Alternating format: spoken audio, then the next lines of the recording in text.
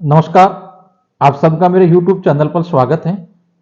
दोस्तों, आज मैं मुख्यमंत्री उच्च शिक्षा छात्रवृत्ति योजना के अंतर्गत मिलने वाली छात्रवृत्ति और इस योजना के अंतर्गत आपको किस प्रकार आवेदन करना है, कौन आवेदन कर सकता है, आवेदन के लिए आपको क्या क्या डॉक्यूमेंट चाहिए, कितनी छात्रवृत्ति मिलती है, संपूर्ण जानकारी आपको मैं देने वाला हूं। तो दोस्तों, आपको अंत तक बने रहना है ताकि आपको इस योजना के बारे में संपूर्ण जानकारी मिल सके।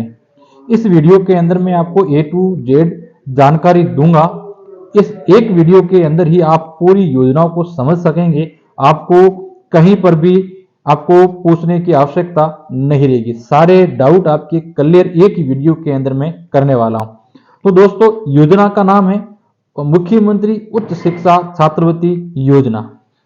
इस योजना के अंतर्गत आवेदन है वो SC, ST, OBC, general, EWS यानी कि सभी कैटेगरी के स्टूडेंट कर सकते हैं। स्टूडेंट जो भी इस योजना के अंतर्गत आवेदन करना चाहता है, उस कैंडिडेट के या विद्यार्थी के हैं वो लास्ट ईयर यानी कि 12th क्लास 12वीं क्लास के अंदर आपको 60% अंक लाना जरूरी है और आपको 12वीं राजस्थान माध्यमिक शिक्षा बोर्ड अजमेर द्वारा करनी जरूरी है। जिस भी विद्यार्थी ने RBSC यानी कि राजस्थान माध्यमिक शिक्षा बोर्ड द्वारा 12th यानी कि 12वीं उत्तीर्ण की है और 12वीं के अंदर आपने 60% अंक हासिल किया है, तो आप इस योजना के अंतर्गत छात्रवृत्ति के लिए आवेदन कर सकते हो।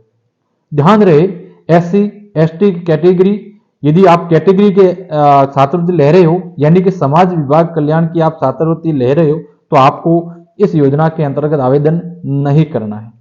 OBC कैटेगरी के स्टूडेंट जो BPL है और जिस विद्यार्थी ने सामाजिक कल्याण विभाग में जो छात्रवृत्ति के लिए आवेदन किया है, वो अभ्यर्थी या वो विद्यार्थी इस योजना के अंतर्गत आवेदन नहीं कर सकता है।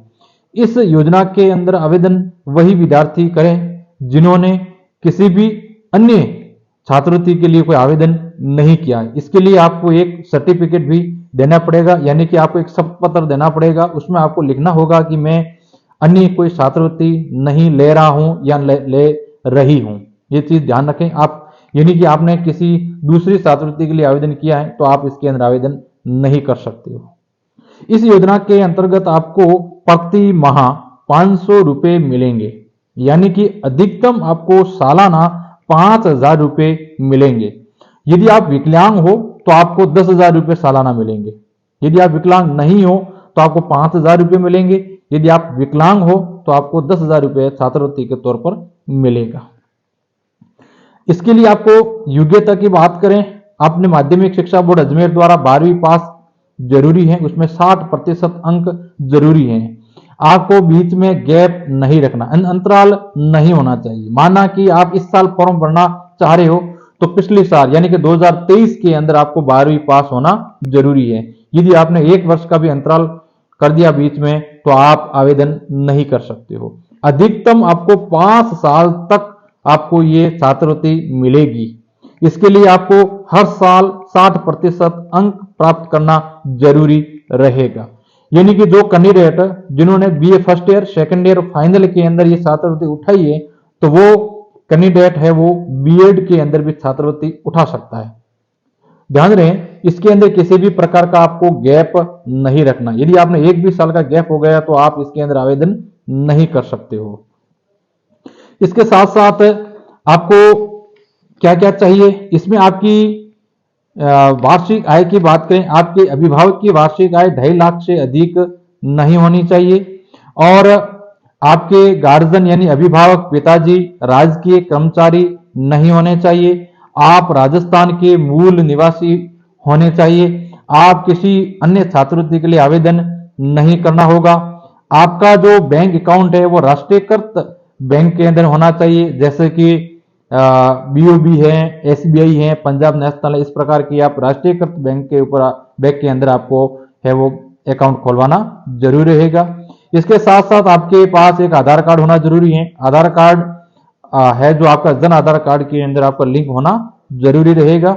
इसके साथ साथ यदि आपके पास दिव्यांग दिव्यांग हो यानी कि विकलांग हो, विकलांग के तौर पर यदि आप आवेदन करना चाह रहे हो तो आपके पास 40% का दिव्यांग सर्टिफिकेट होना जरूरी है। इसके साथ साथ आपको आवेदन क्या करना, आप ई मित्र पर जाकर के आपके स्वयं की एसएसओ आईडी के माध्यम से आपको आवेदन करना होगा। आप नजदीकी ई मित्र पर जाकर के आप स्वयं की एसएसओ आईडी बनाकर इसके अंदर आवेदन कर सकते हो। आवेदन के अंदर आपको एक तो आपको लगानी होगी आपका आयकर प्रमाण पत्र, आयकर जो सर्टिफिकेट है वो डीसीई वाला ही आपको लगाना होगा।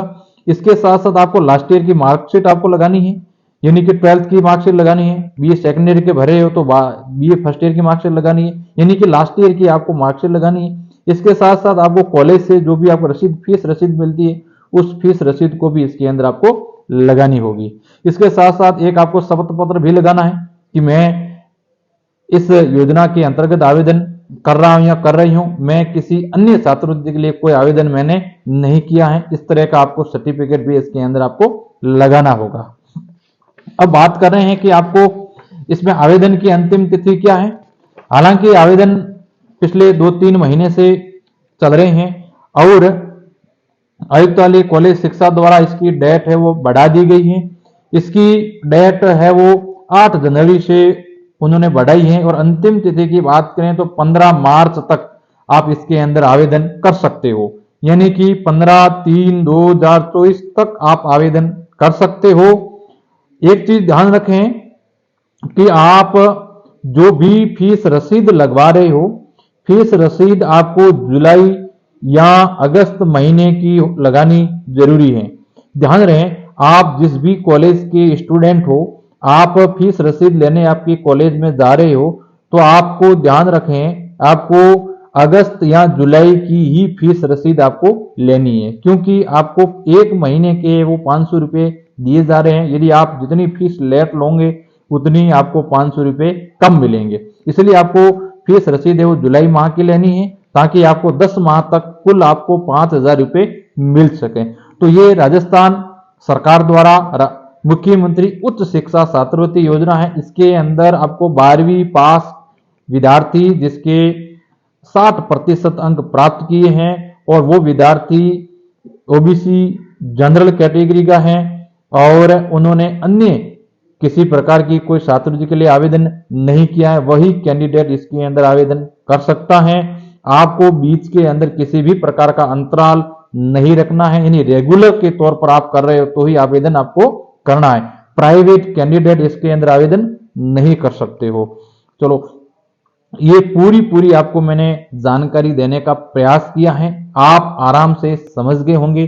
अब आपके मन में जो भी डाउट है तो आप कमेंट बॉक्स के अंदर आप कमेंट कर दीजिएगा। हर संभव आपके जो सवाल है उसका जवाब देने का प्रयास किया जाएगा। धन्यवाद। जय हिंद।